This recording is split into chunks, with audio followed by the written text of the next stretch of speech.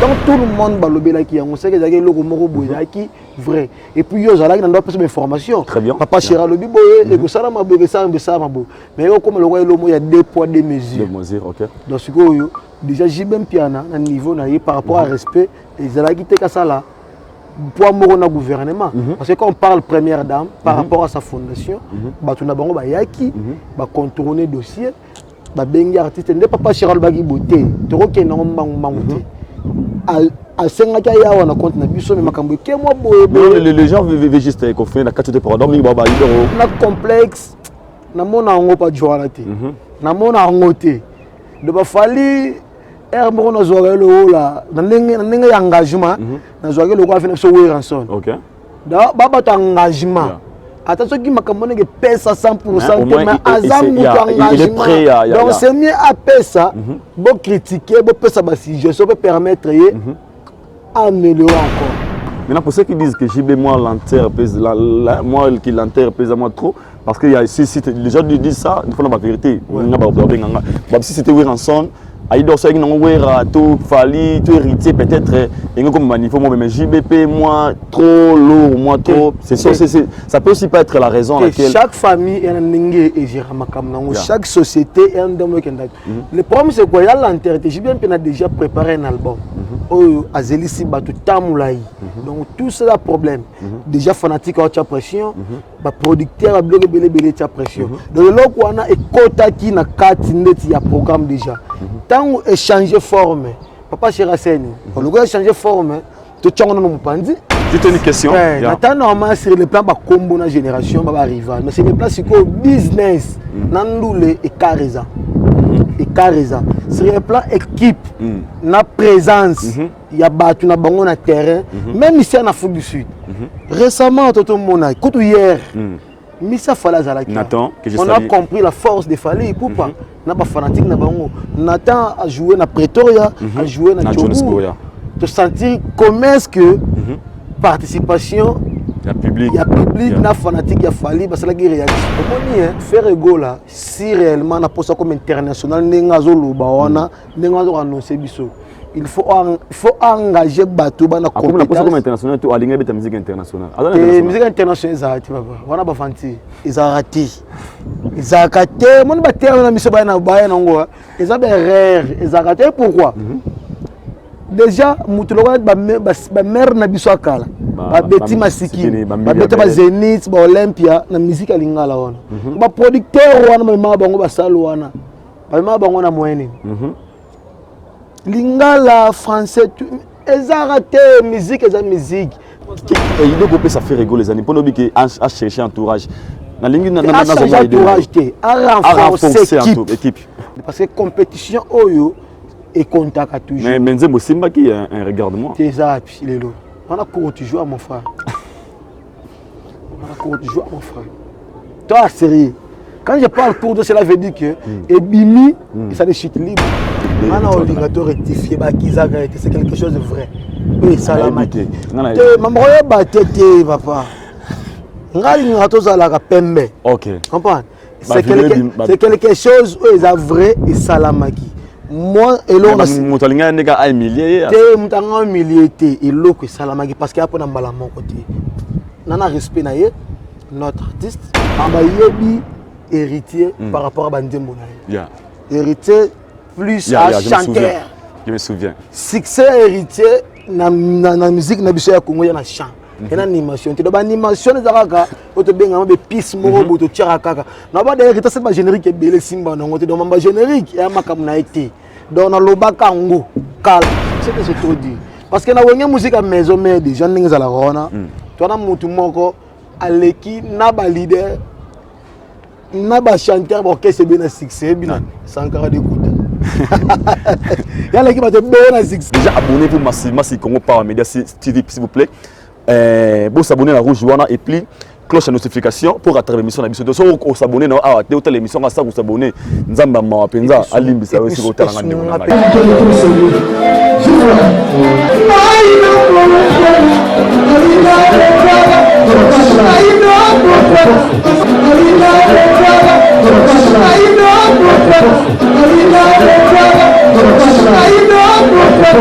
I know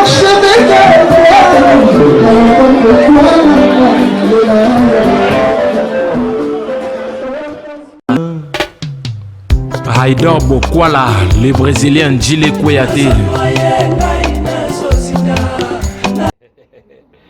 Aïdor Bokwala, Congo Power Media. Power Media. Lianjali Sofote. Congo Power. Tu dis Power. Avec Aïdor Bokwala. Pour une information, d'ailleurs, il y a un Congo Power. Par Aïdor Bokwala. on est là. Jeune Bogar. On n'avait pas fait des provisions. Lianjali Sofote depuis Kinshasa.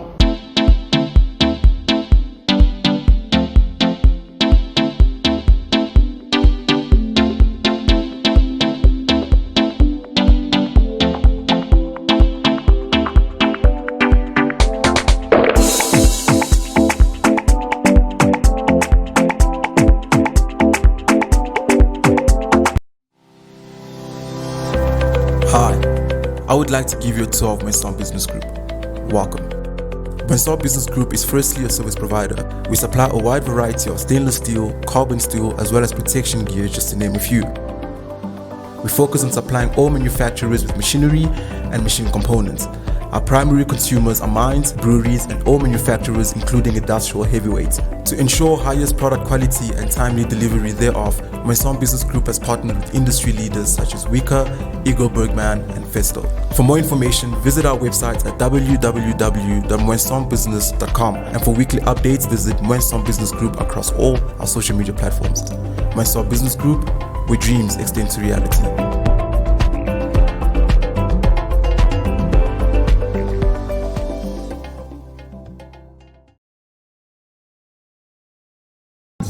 Bienvenue chez Aïdor Show, fidèles internautes, vous qui nous suivez de partout à travers le monde.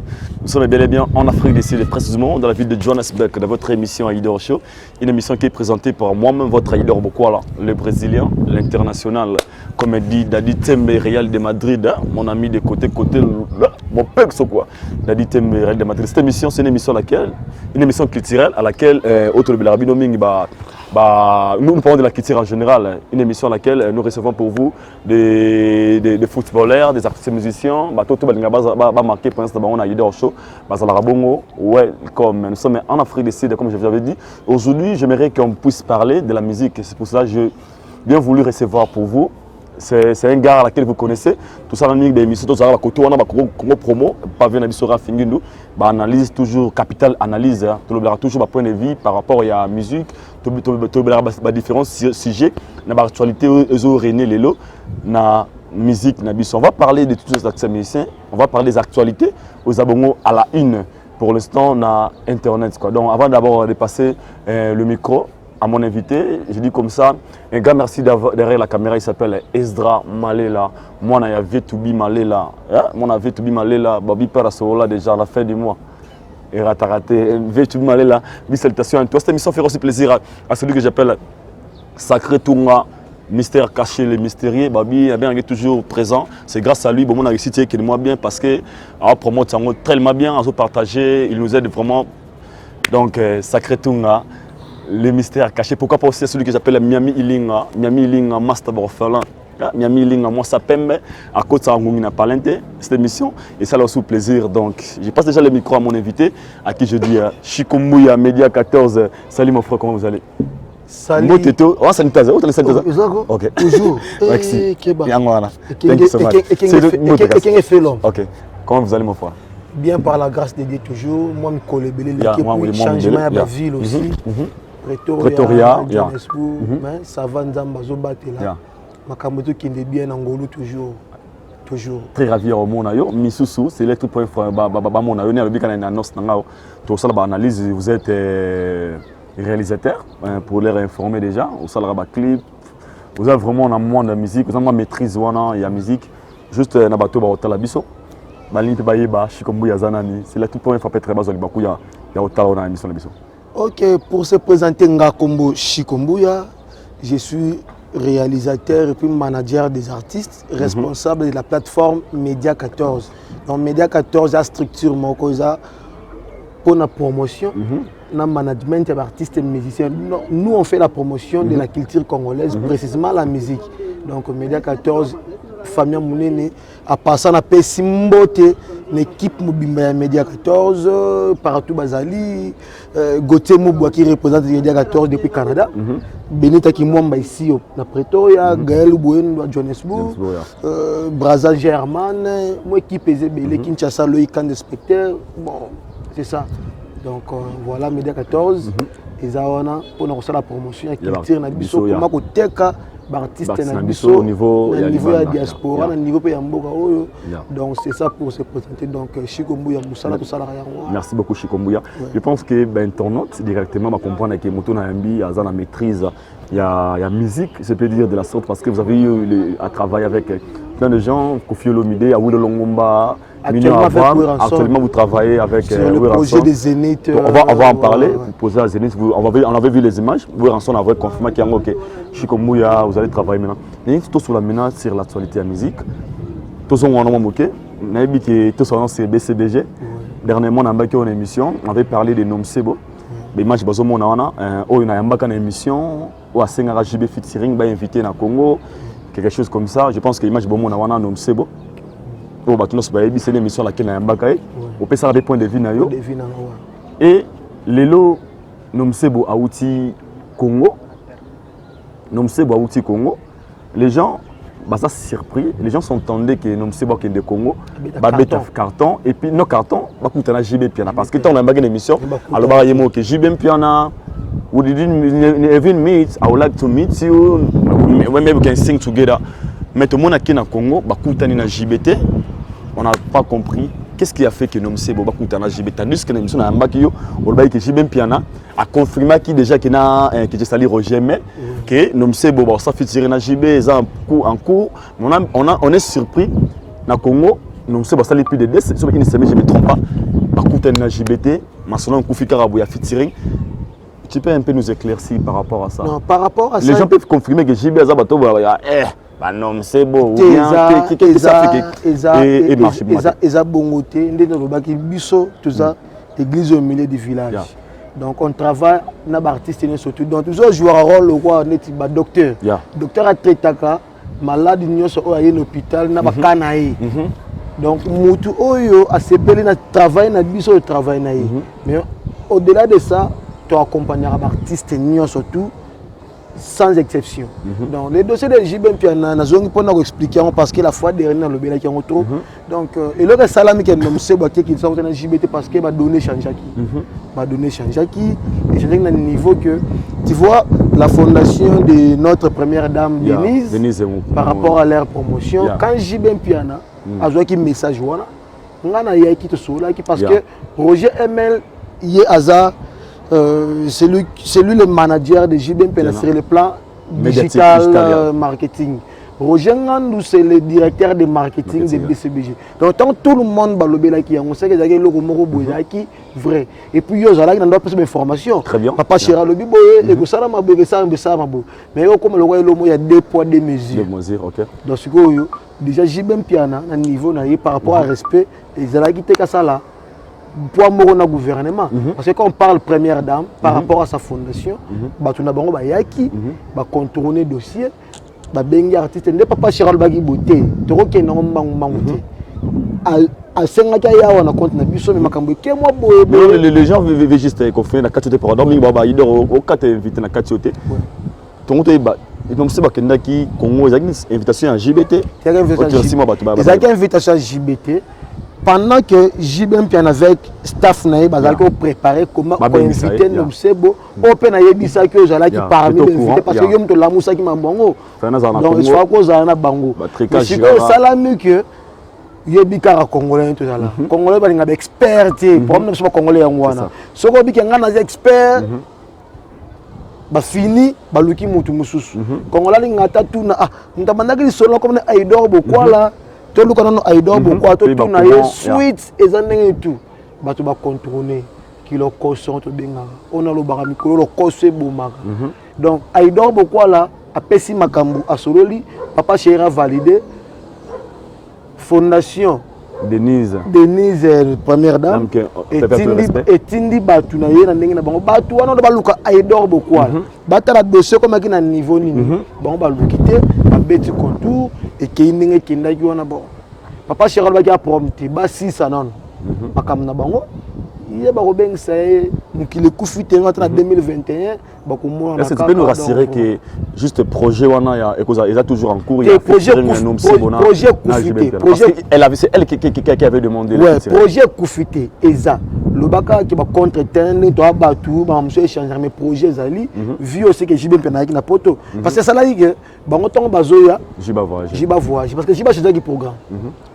À voyager pour nous ça pas album dernier recevoir album bientôt déjà tourné Jacques Samagi hier donc il y a un Samagi ninga Salamagi wana mais projet Koufité Eza. Maintenant pour ceux qui disent que JB moi l'interpèse moi qui l'interpèse moi trop parce que il y a si les gens disent ça il faut la vérité si c'était Wiranson Aïdor ça tout Fali tout héritier peut-être et comme manifo moi mais JBP moi trop lourd moi trop c'est ça peut aussi pas être la raison laquelle chaque famille est un ningue et chaque société est un demo.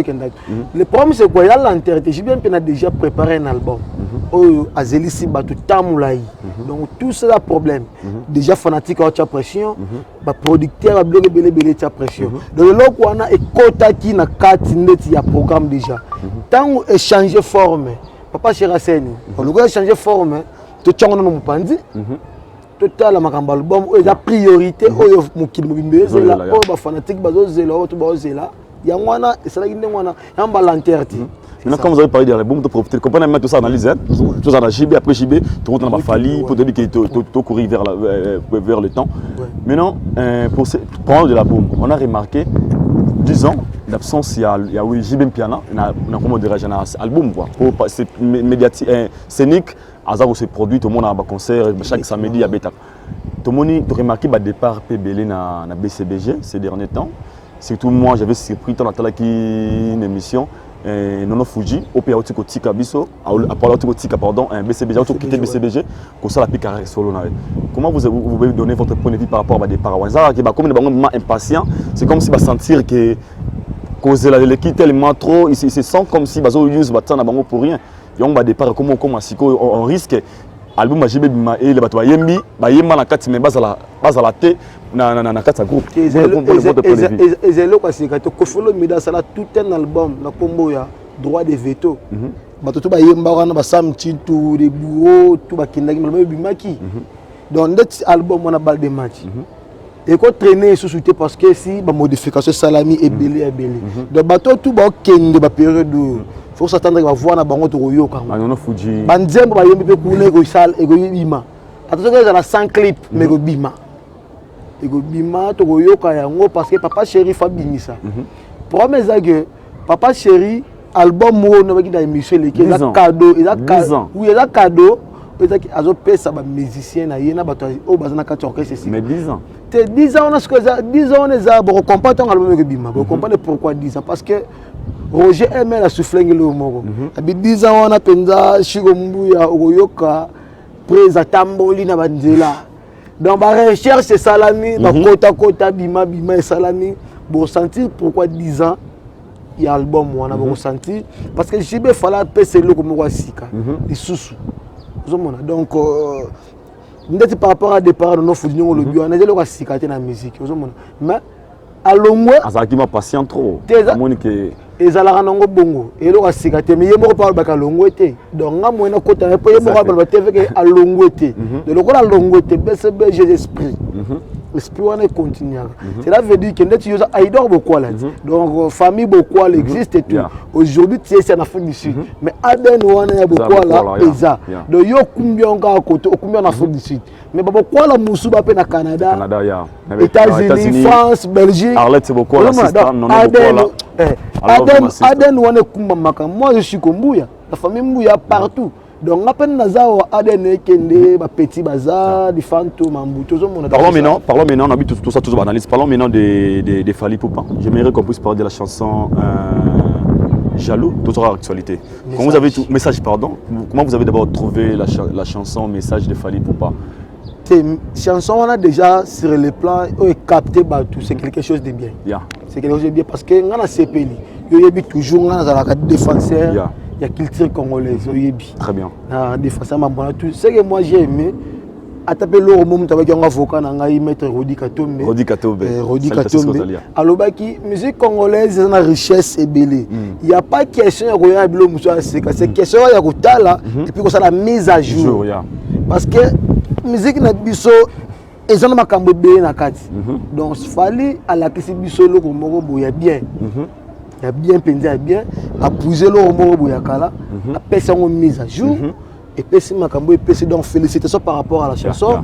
Kuna commentaire mingeza pensate lo ko loba zigzag ezate bravo parce que à respecter doctrine et puis actuelle.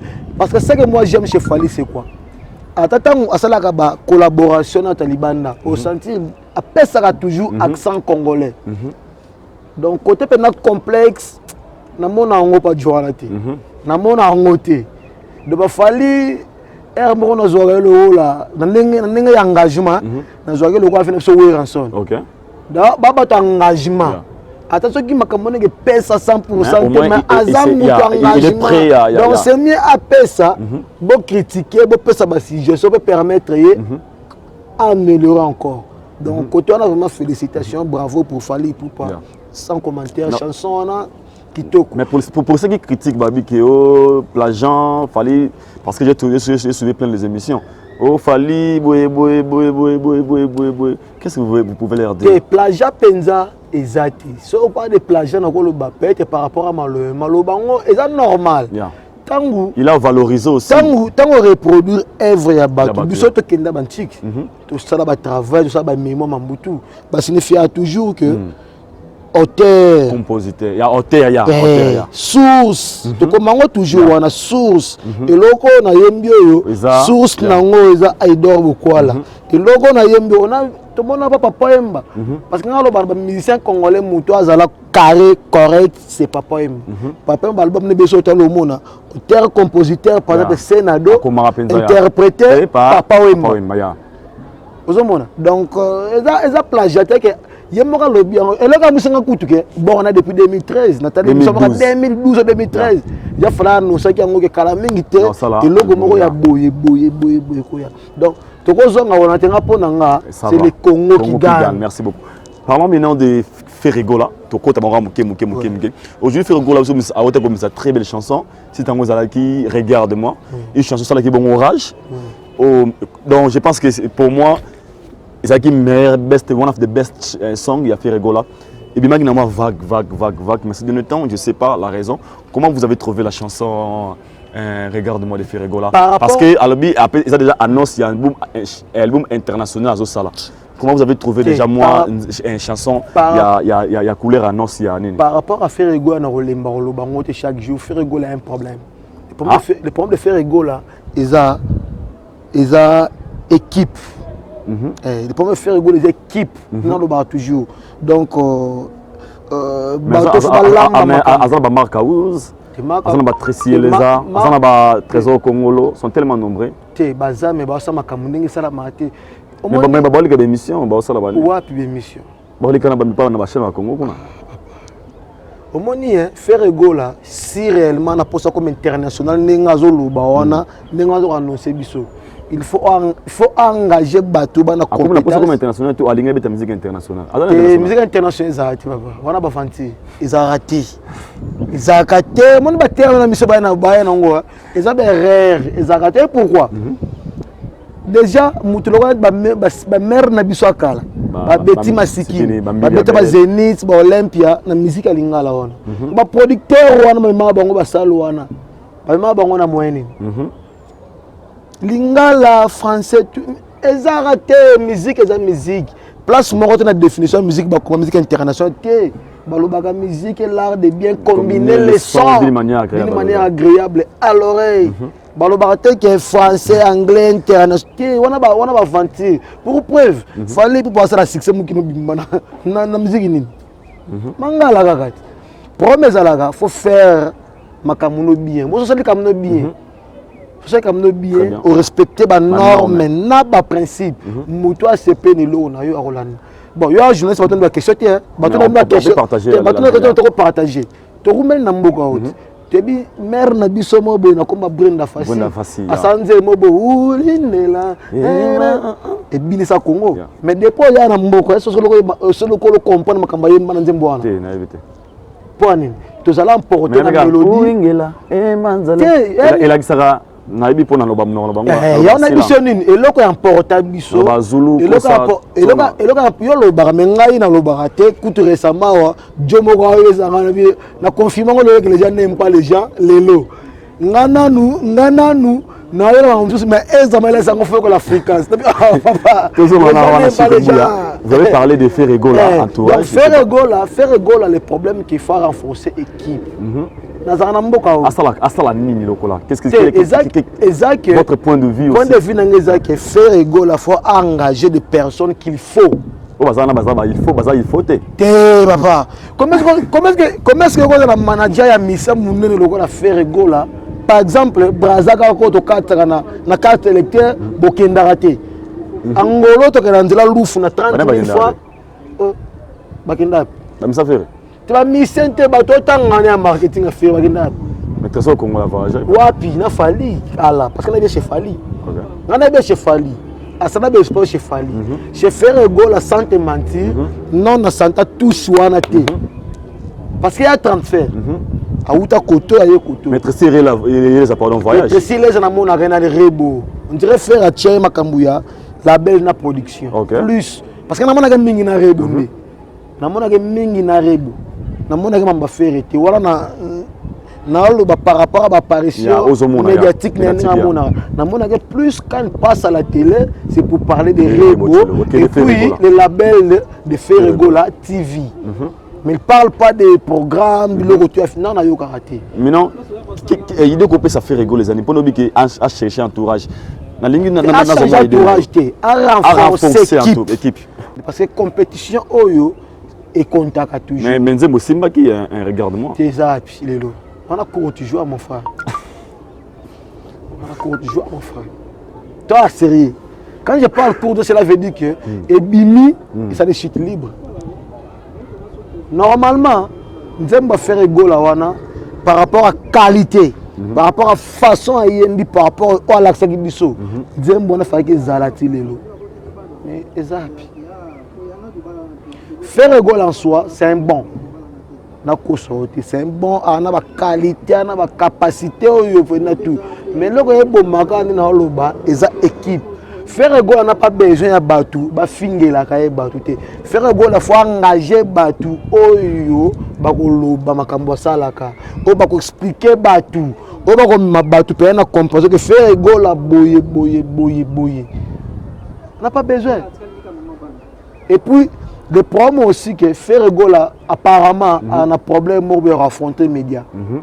Mais habitation ngam na sala observer, na sala ngoma be. Mais Ferregola pena présence na les médias à mingité par contre il fallait c'est sur le ils avaient moins d'éléments ça n'a pas besoin de ça sima so que moi sima ton nom na que ceux qui viennent à biso rançon attaquer jibem pena roleka attaquer ceux qui sankara les attaquer Moussaka Roger Ngano bo les attaquer na profiter que c'est pendant 4 mois batté mingi na bi ke mingi na pas babila ka Chico solo là donc Nabi que c'est mon invité d'aujourd'hui na ligne na toutes nos questions il a aussi une occasion pour moi aujourd'hui quand les gens disent que polémique il y a Falina Ferregola existe à soutenir parce que j'avais reçu dernièrement un Christian parent français au Azabé Molobeli Fali Poupa Abi Fali Poupa comparer bango sur une affaire été quand les gens parlent de ça ils ont analyse et là on est pour ça rabat donc mon niveau baké Ferregola ça soit adversaire à Fali tandis que à ma connaissance le biké Oranson Babimara Nzela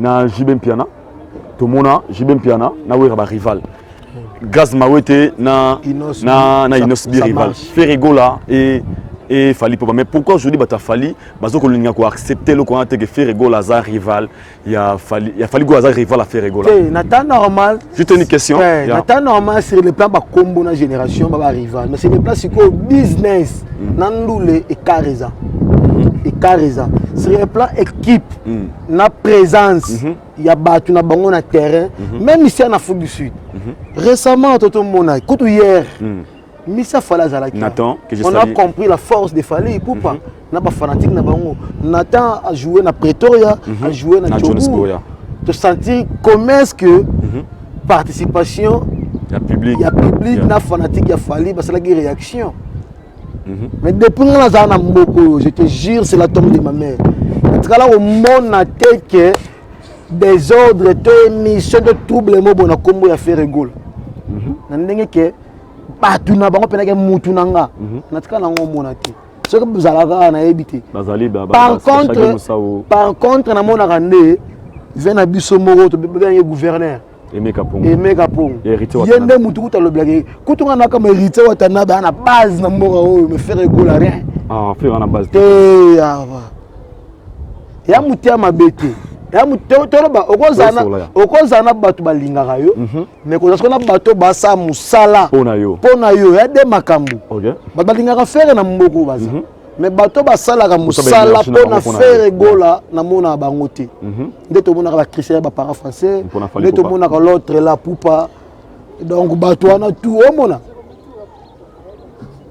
omona donc ezake bato moko boye Christian Bapara français moi je parle quelque chose Christian Bapara français puis l'autre poupa na di combo l'autre poupa omona bango bango na mbonaka na combo ya fali na lo bateke pona ko diminuer moko na fula moko te na lo ke bato yo combo na bango elongi na bango eyebana na ndenga mboko ke batu na ye omona mais ya faire rigole na habité ata ba kombo tanga na bilanga ngoti mbale bosso ko pa na yo na bilanga ngoti.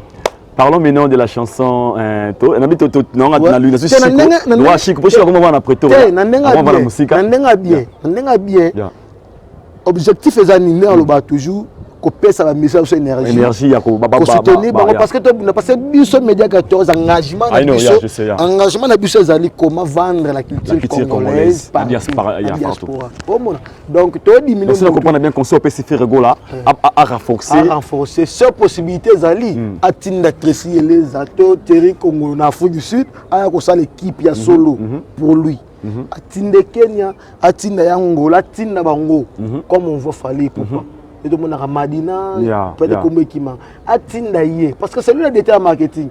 Papa chéri aussi, avec notre vieux Roger Ngandou. Atinda kaye, akende ko vendre sa base, a vendre sa staff makambutu. Ozomona, faire rigolo ko salango. Par rapport à confiance, atinda Tracy et les a contourner dans le mois à monter pena vendre sa base, à créer batu, et parce que faire rigolo na talent. Mais équipe est faible. Parlons maintenant des héritiers Watanabe. Parce que nous avons derrière la caméra, nous habité, vu qu'à TVza Radio, témoin, tu cours vers le temps, pardon. Héritier Watanabe vient de sortir son single, comme il désolé, une chanson à laquelle a saigné dans roba. A aimé bien pour la maman uniquement, parce que je pense que vous connaissez super bien ce qui s'est passé dernièrement sur Héritier Watanabe, pardon. Vidéo Bimaka ou Kizakaye de tous les noms, mais au moins il a bien voulu avoir un album naïe à la qui s'abat tout moi gratitude ou que abotant à peine à maman une très belle chanson désolé votre point de vue par rapport à la chanson désolé de rectifier c'est quelque chose de vrai oui salamaki maman batete papa ngali ngato zala ka pembe OK comprends c'est quelque chose où est vrai et salamaki moi et l'on a motalinga nega a humilié te mutanga humilié te et l'autre salamaki parce qu'il y a pas dans mon côté nana respect na ye notre artiste à sa fierté musique congolaise mais l'autre on est vrai parce qu'il y a pas dans mon côté et salami 2-3 fois déjà to yebi mais ngalo na sepeli aka courage babaka par deux à puissance et courage wana il y a s'excuser, il y a pardon, c'est quelque chose à féliciter. Parce que Batebele n'a pas besoin de bêtise, c'est un pardon. Mais il y a quand même, malgré ce que ça a dans l'autorité, il y a Makambuna, mais il y a pena à Gumbi Moutou, à s'excuser, à se pardon, c'est quelque chose qui a bêté là, beaucoup, à niveau là. Et pour ça, il y a des choses sur le plan qualité artistique. Djembo ya kitoko. Texte très bien. Djembo ya kitoko et puis à développer Penza Ke. Asali Moussalabi a passé ma petite sœur dans Abita kuna Jack Love. Jack Love et puis mon ami Christian Saloumou, bébé Yann. Et on a petite sœur na Bisso. Parce que son grand frère c'est mon ami Christian Saloumou. Donc En quelque sorte, je suis fan de la team Wata, l'intermédiaire à petite sœur Nanga. Maintenant, nous n'avons pas hérité Watanabe. Parlons de l'album parce qu'à très bientôt, il sorti un album Mi-Ange Mi-Démon, un album Moto Zela. Nous avons le Disc of the Year. Donc, à la minute, tu as savouré en haut. Pour le départ, il y a Bercy, moi, on a Diego Milito. Comment vous avez, comment dirais-je, comment vous pouvez intervenir par rapport à cela? D'autre part, moi, je que l'album vous avez est-ce que Banzembo n'a pas toujours la carte à Génégal, il y a Bercy. Ils ont toujours la carte. Comment vous avez trouvé pour tout chuter à la pour répondre bien, zonga souma si matin héritier go beta concert mo na loba anonyme. Ba tu ba yebi héritier par rapport à Banzembo na. Héritier plus à chanteur. Je me souviens. Succès héritier na musique na biso ya Congo ya na chant. Et l'animation, tu dois animation les aragas, tu dois bien avoir des pistes moro, tu tires à caca. Na ba derrière c'est pas générique belé simba na ngote do mamba générique et makam na été. Donc na loba kango kala. Pour preuve, après ça qui générique moro bo wana ba ambulance maman de simbi na ngote. Donc si héritage ça la ba générique wana, à ça la on pour satisfaire 2 3 4 personnes, mais héritage ba générique ya makam na été. Et mam na été. Donc ça là on peut péter par rapport à demande 1 2 3 mais générique à ma communauté. Donc on l'envoie Bercy. Et baxer le roté, changer le roté. Mais aborder des génériques de d'autre part moi. Et abimisango. Abimisango peut ça on peut le roté. Ah, je te jure. Bercy moi. Je te jure. Bercy moi. Je te jure c'est la tombe de ma mère. Album au moins album mérite mon collègue bima. On y a ba room manem te ça stick c'est que ba générique wana. Pour pas être sur Bexa Bois qui pétait peut-être. Té bois té eza prompterité c'est un chanteur. Parce que yebi na ba chant. Mambwana té parce que au-delà de ces héritiers quand même Diego Milito. Déjà Diego Milito c'est un bon chanteur mais Kolongwane est dérangé le côté. Pour ayebanité. Diego Milito. Oui, ayebanité. Ba ya yo ba boyinga na yo to. Vocal wana siko, mais vocal wana. Ato telemina njili au Djemiko. Comprenez Chikambuya. Il y a le bapé, il y a la pende. C'est la seule. Il va manquer au fort, il va miss au fort. Mais tout le monde banalise dans biso dans capteur d'analyse. Je suis pas noya ma garantie garaye. Mon frère, toute la série. Il ne faut pas to gonfler ma cam. Je saute il y a le couteau. Orchestre on a. Au mon orchestre on a la team Wata. C'est héritier na Jack Love. Des images par ah bon banane ba c'est du kimbungo ba figurant je na bandenga mutema bete mais quand on parle à team Wata partout balba toujours oh na ba mas ba Camerounais oh votre chanteur là héritier Watanabe avec la fille comment s'appelle encore oh mona ezabi longo oh yebani ba bloko ba masa musu bazawana ba Olivier tout bazana bango mais bilongo yebani tout le monde en route alors va voir Jacques tout le monde a toujours hérité Watanabe Jack Love na VIP class na avion bango tout kuna en économique. Merci beaucoup. On chute devant chuter dans la dernière question. Cette question on a vu que ça la pesé on a vu que Chikombuya ou la raminga il doit Chiko kenda pi Chiko comment à Pretoria ou comprendre toi différent toi tout ça comment dire dans la ville différent dans la Johannesburg hein na mboko so na mboko Ezra Malela ya ça pour ablo Ezra Malela sacré toi na mboko donc so na mboko toi na mboko donc va chez tout Benita Mwamba Benita Mwamba mbote na place na mboko ablo sacré tout Gladys Mwamba depuis Canada Chikombuya voilà. On va chuter dans cette chanson. Pardon, à part ça, on a fait Simbote, la mère, na biso, maman, Dédé, bientôt, des malodges qui quittent. Guest house, et puis Sarah qui moi, ma manager. Pour chuter, c'est ma dernière question. Pour m'aller la si ma bien idée beaucoup à la comprendre. Toi, ma sur la prière, toi qui est moi, la dernière question, c'est on avait regardé aux images. Alvarito Solo, Otoebi, Alvarito Solo, on chute avec la question. On a dit que la question est tellement belle.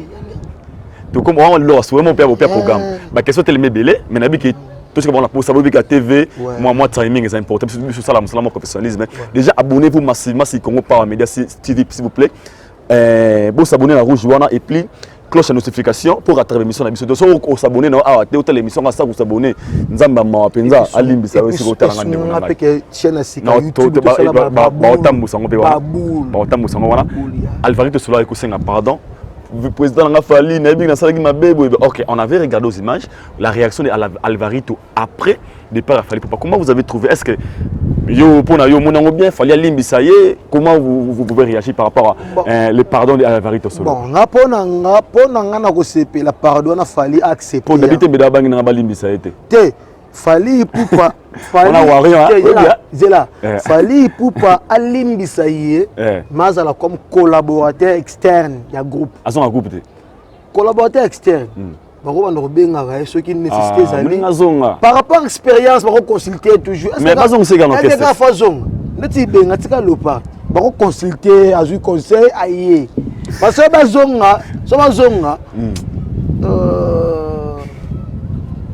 moi, le bagou de ma maman, il a été Alvarito Solo, fallait l'imbisaye, mais bazoyer comme collaborateur externe. Si je comprends bien, mais c'est Moussalate.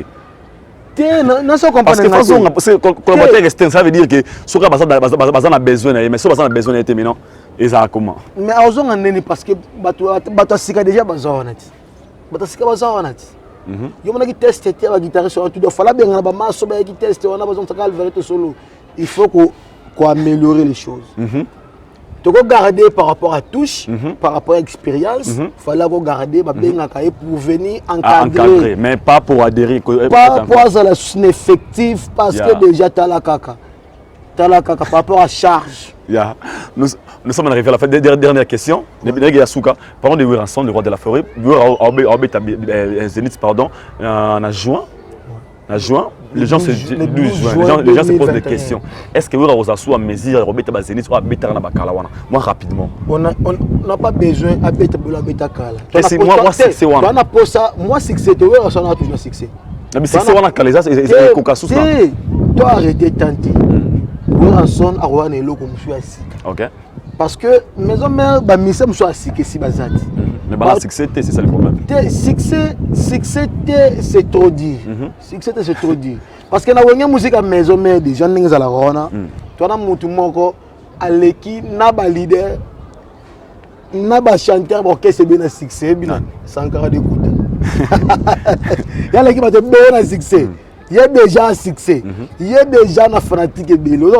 Donc, on a pas comme on dit, Weranson, le big boss, à full à talaté, n'est pas de full à média 14. Donc, tous la réelle parce que j'ai une surprise. Il y a une surprise. Et puis, il y a un défi. Donc, tu nous rassures que Zénith et Weranson, ils ont un réussite total. Parce que c'est des ils ont un réussite total. Le bac à Makambouango et Kening.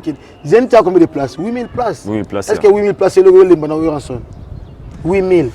Je ne sais, bonne chance à Weranson.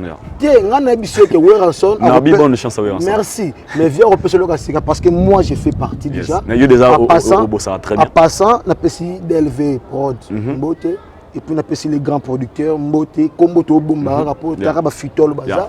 Donc, moi je te dis le 12 juin, c'est le rendez-vous, Weranson, Zénith de Paris. Félicitations. Nous sommes arrivés à la fin. Nous sommes arrivés à la fin. Félicitations avant de Kabano Chikombu. Il y a moi dès qu'on peut trouver une minute. Félicitations mingi. Ils ont ngoté na pesca mbot na batu tout au batel biso na émission oyo et puis na bosanité les papa Toubilou Malela papa de papa et Ezra Malela to za na mboa oyo donc mbot et puis battre les images so makamuso déranger bango bote ni so regarder toza commentaire et puis toza batu numéro de votre tsawana toza batu peut-être le mot est mupandi par rapport à manque d'information tout donc tout ça la toujours pour nous sunga batu ngaza mutu te penza na koloba mais on signe les contrats par rapport ndenge makamuso benga tout donc je me permets de parler de Weranson, notre vieux, parce qu'il y a une collaboration qui est en cours. C'est moi qui fais des choses pour notre vieux. Donc, et qui est bien. Merci, Chikombuya. Et puis, Nabo Sanité Benita Kimwamba, équipe Mobimba Media 14, Gaëlo Bouendo Johnson, APC Mbote, Christian Geleka Puissance de Lubumbashi, Mr. Nanga Lidibi, c'est pour le restaurant, ce cours des grands dans Lubumbashi. Donc, nous sommes arrivés à la fin. C'était.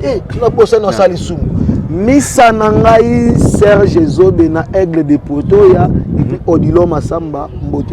Nous sommes arrivés à la fin. C'était un grand, réel plaisir pour moi, votre Aïdor Bokwala, autrement dit, le Brésilien de la presse, l'international Balobi, Bola Moleke Bele, c'était un bol.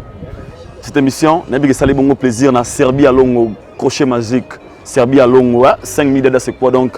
Moutounangaï, Djogo Yarata Moga Oyo, pourquoi pas aussi, il y a passé le local en Mongo, les boss silencieux, déjà mon intérêt éternel patron, n'a pas tout le Aïdor Bokwala, les Brésiliens, on a la ligne à Bino Petro, laisse-moi vous retrouver tous au prochain numéro d'ici là. Portez-vous bien. Merci beaucoup. Et Caméra, ça tourne. Action.